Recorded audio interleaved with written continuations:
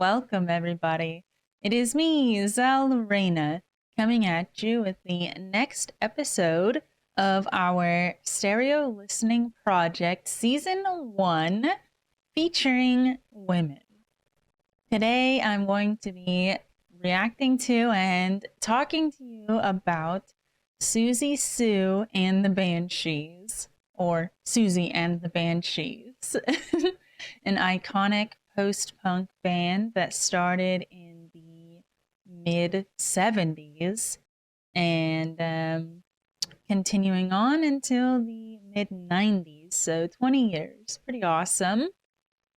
Siouxsie Sioux was born in 1957 in England, and unfortunately, she had a pretty rough young life. Her father was an alcoholic and unemployed, which led her mother to be the main breadwinner of the home.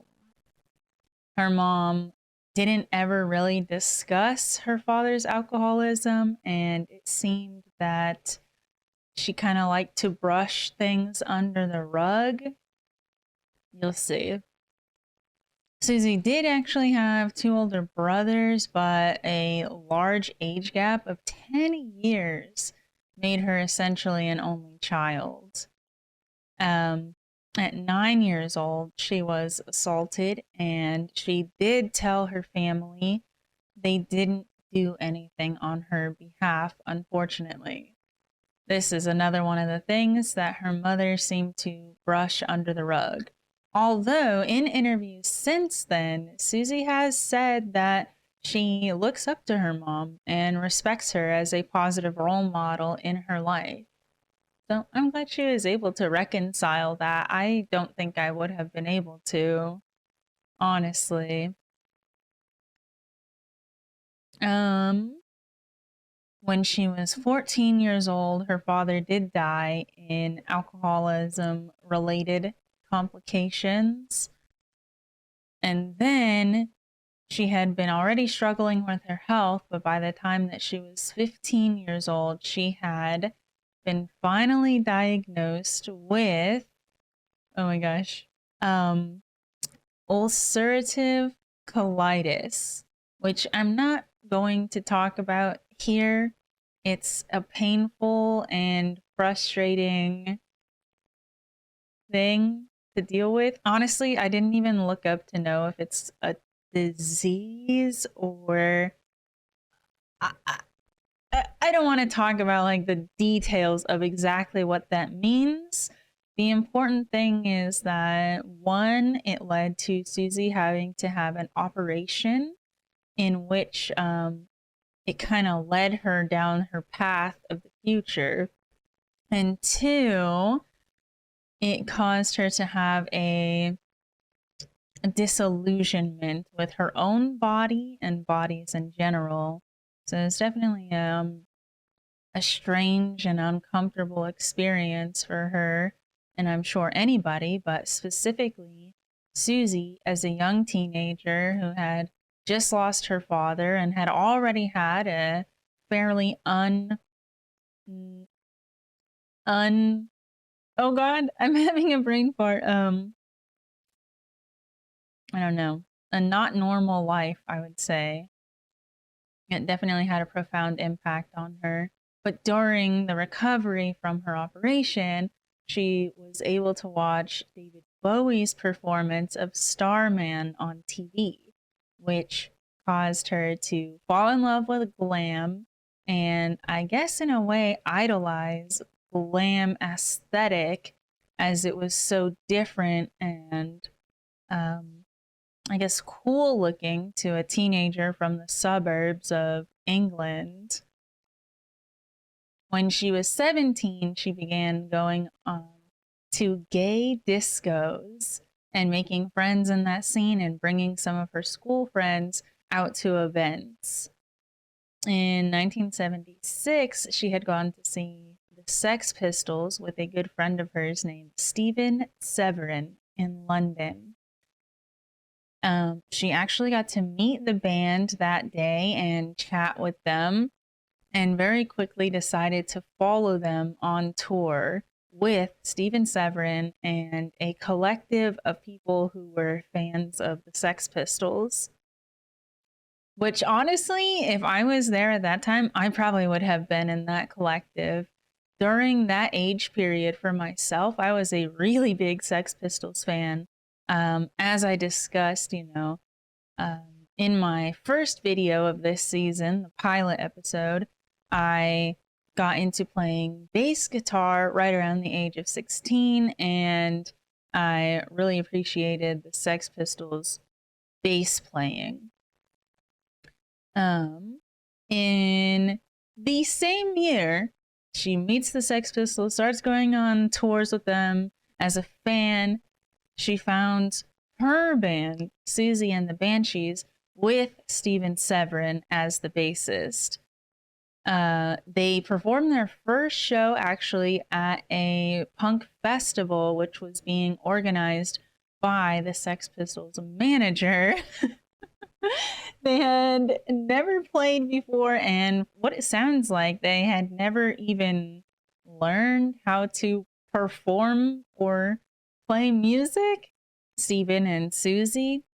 But they did an improv set. It was 24 minutes long, and Siouxsie even sang a punk rendition of the Lord's Prayer. This audio is actually available on YouTube, so I'll go ahead and put that in the About section. I thought that was super cool. A really, really fun listen. And just wild that somebody could improvise like that. Since the band only had 2 members, Siouxsie and Steven, they had a couple of other people fill in as other members. They had Marco Pirroni and Sid Vicious on guitar and drums, respectively. They had a lot of success from that first event, and Siouxsie was not slowing down anytime soon. In December of the same year, they went on television on Bill Grundy's Today Show and performed. That is crazy awesome. It was actually around this time that Siouxsie decided to stop following the Sex Pistols as a fan and just focus on her own band.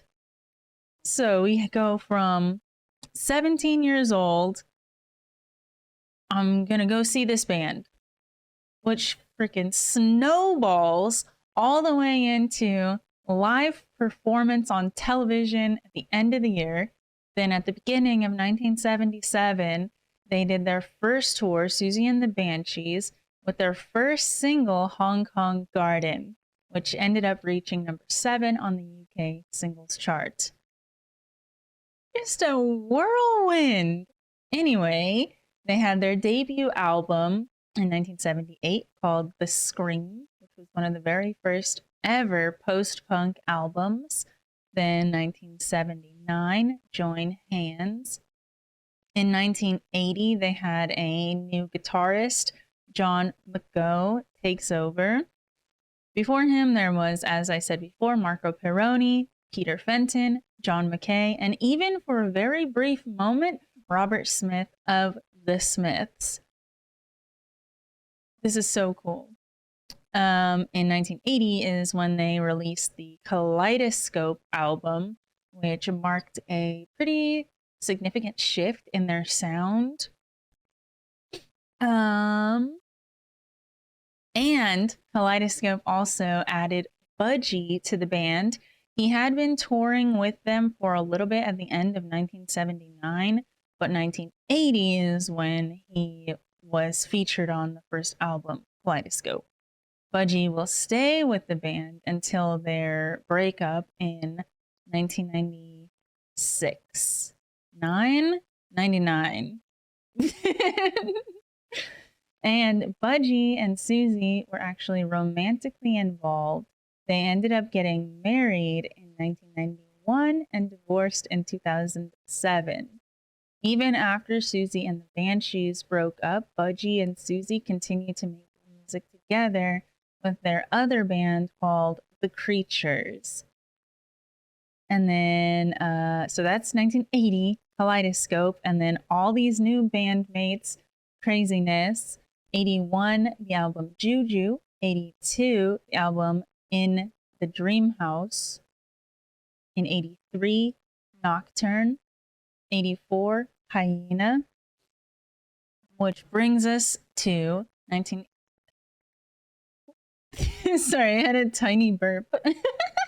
In 1986, Tinderbox, which is the album that has the single Cities and Dust, the song that I'm going to be reacting to very shortly.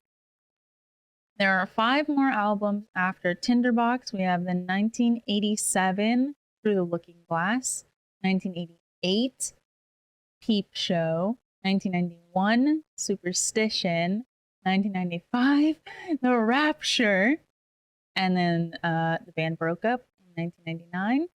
There was, however, an album released in 2004 of either B-side tracks or previously unreleased tracks from Siouxsie and the Banshees.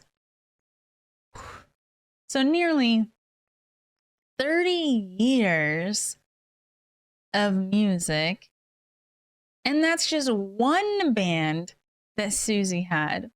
She also had that band The Creatures, and then even went on to do some solo work, which I believe she's still releasing work as a solo artist to this day. I can't imagine what it must have been like, or is like, for her to have so much creativity flowing through her mind at every moment of every day. I'm astounded. She's been able to create and accomplish so much in her life that started out so bleak. And I think that's really inspiring, to be able to live through so much crap and then come out on the other side stronger than ever, more creative than ever. Siouxsie is a super cool person. So the Tinderbox album introduces another new guitarist named John Valentine. This album has been referenced by a lot of different artists as influential to them. Billy Howardell of A Perfect Circle says that this is one of the spookiest albums of all time. And I have actually been kind of trying not to listen to it a bunch because I want to be like purely immersed in the sound right now when we react to it. I do like that adjective though, spooky. I'm ready. Then the song Cities and Dust is the single, the like number 1. There's 2 singles from this album, but Cities and Dust was the like biggest first one that came out in 1985.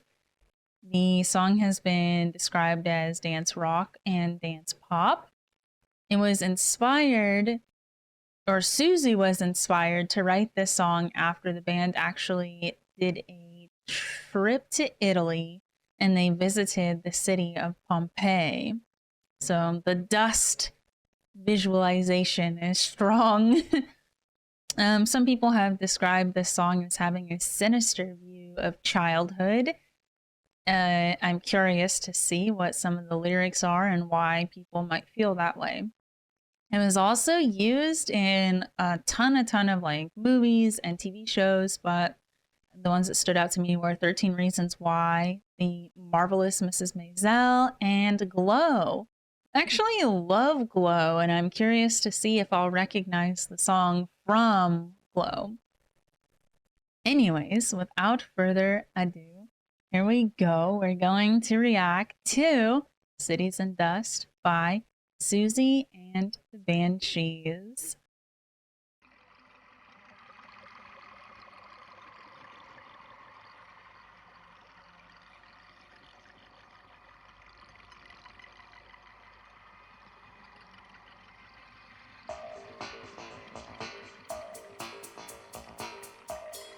Oh, this is cool already.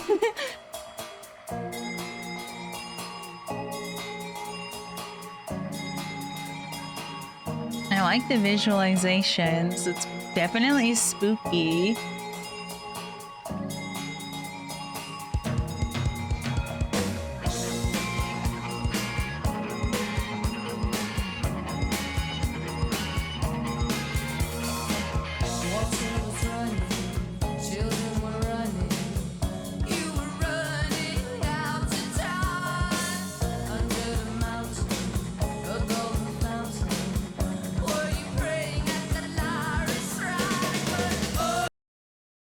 my goodness. Okay, we'll go back just a little bit because that sounds awesome.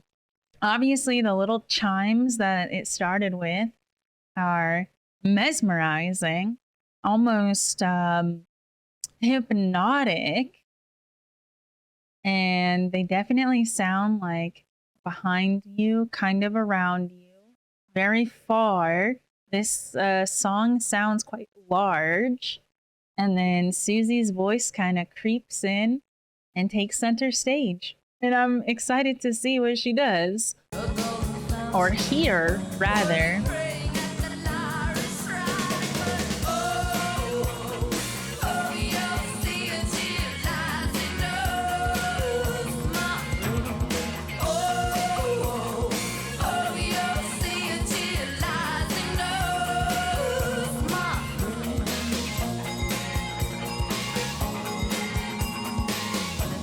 Wow.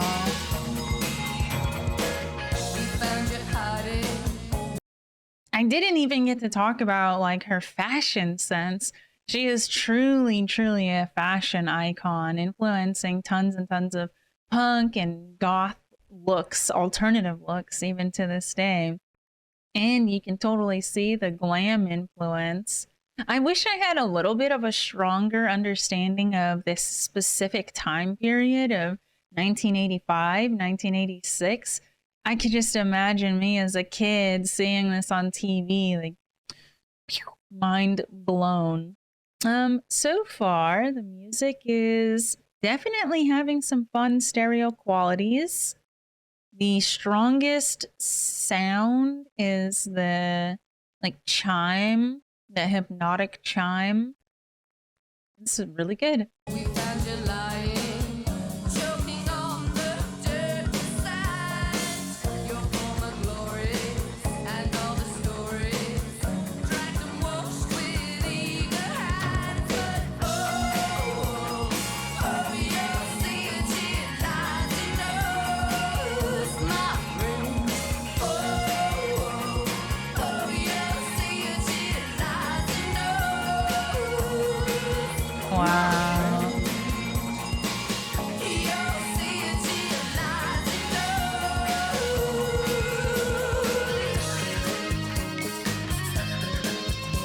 Oh my God.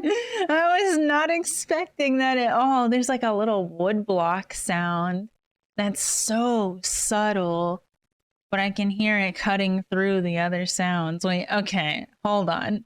That was so good.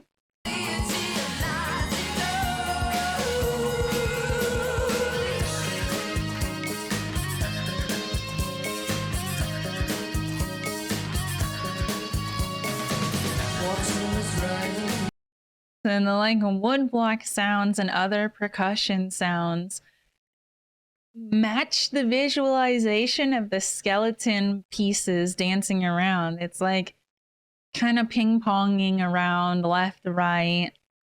Like I said, it sounds large. The whole song sounds large, but then those woodblock sounds are like here, dancing right before you, right over you. Oh, this is awesome. Yes, yes, yes. I'm super happy. Children were running. We found you hiding. We found you lying. Water was running. Children were running. We found you hiding. Okay, so just from what I know of Susie from doing the research for this video, I feel like she is extremely involved with all of the details of the songs and the video. And she has to be involved with the production of the like actual sound.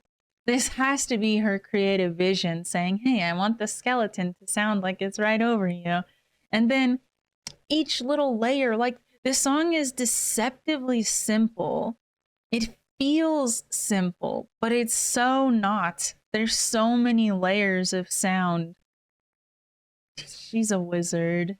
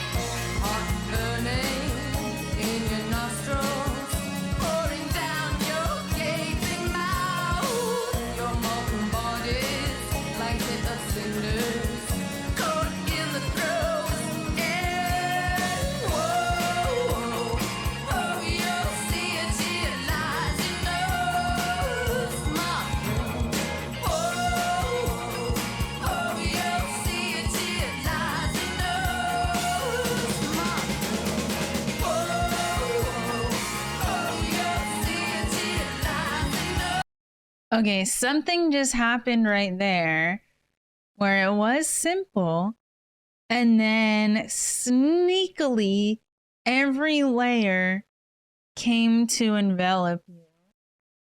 That was fantastic. It takes a certain mastery of your craft to do something so confidently. I'm blown away. This is awesome.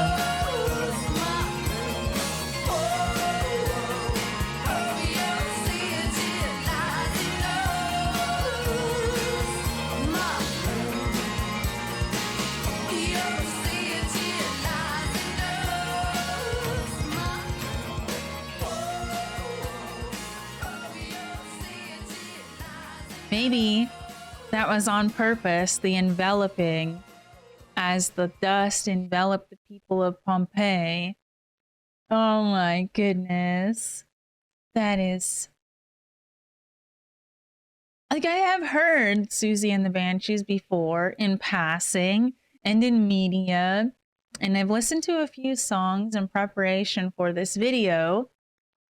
I was not at all prepared for the profound effect that Siouxsie as a person would have on me, and this song. Yep. Now it is time for me to deep dive, listen to every single album in not only the Siouxsie and the Banshees discography, but also the Creatures and Siouxsie's solo work. This is awesome. Thank you so much for being here with me to experience this song, Cities in Dust by Siouxsie and the Banshees, and to explore a little bit of Siouxsie's life and find some appreciation for her as a human being. I hope you guys all have a wonderful rest of your day or night, whatever it is for you, and that I see you again soon. Until next time, farewell, everybody. Bye-bye.